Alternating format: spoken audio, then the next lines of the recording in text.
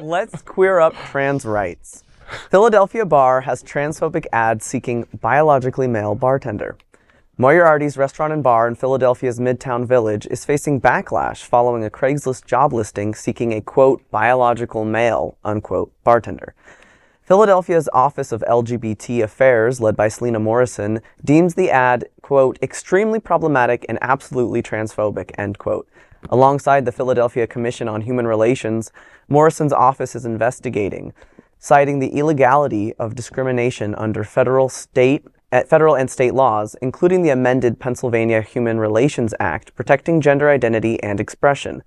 Located near Philadelphia's Gayborhood, Moriarty's historic establishment near the Forrest Theater has been a fixture in Philadelphia's bar scene since 1974.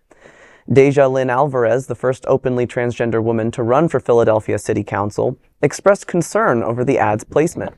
Rue Landau, a city council member and the first openly LGBTQ+ person to serve, asserts the job listing violates the city's Fair Practices Ordinance, expecting a straightforward investigation due to its blatant nature. The controversy surrounding Moriarty underscores the ongoing struggle against discriminatory practices and reinforces the commitment to fostering inclusivity in Philadelphia's diverse communities. Queer News Tonight will continue to follow developments in this story and bring you updates. Yeah, I mean, I think it's a little disappointing that even in areas that we feel are a little more progressive, perhaps, than Florida at the time, are still facing transphobia. We're still facing these kind of backwards ideas. You know, biology is a lot more complex than male and female distinct kind of categories. There's so much beauty in the human diversity. So to see somebody, you know, using something that is really a transphobic dog whistle is just, of course, disappointing. But I'm glad at least there the laws are clear. Yeah, that you can't just put that up. But this is an incident that we can point to, tangible. But the problem is much more widespread. I mean, we've got places in Tennessee that are saying they're like Chechnya. They're a gay-free town. No LGBTQ+ in Murfreesboro, Tennessee. And you've got restaurants putting putting signs up in their window saying no LGBTQ+. I mean, technically they can't afford it. They can't legally do that. That was one of those things that we thought was settled back in the 50s and the 60s. But how do we combat that? Because I mean, like, it's one thing to talk about this particular offensive comment, but I think we need to look at it from a broader perspective. Well, it's not an isolated incident, right? It happens all the time. There's probably been a trans hate crime that happened an hour ago somewhere, right? Yep.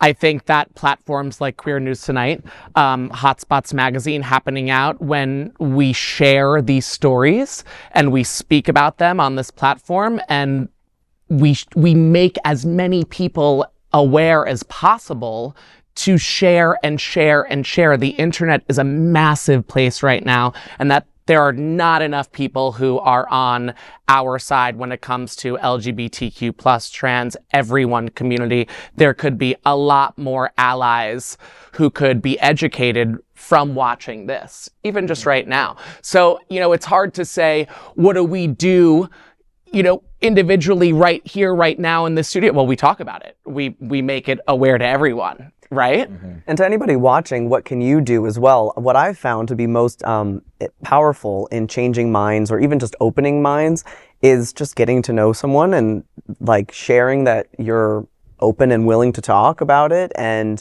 it's that humanizing aspect. Once they realize, oh, you're just a person, you know, a lot of that mystification kind of goes away.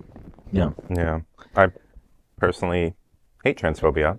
As we all should. We should all stand by our brothers, sisters, and everyone else that we love and care about. But you know what I do love? Porn.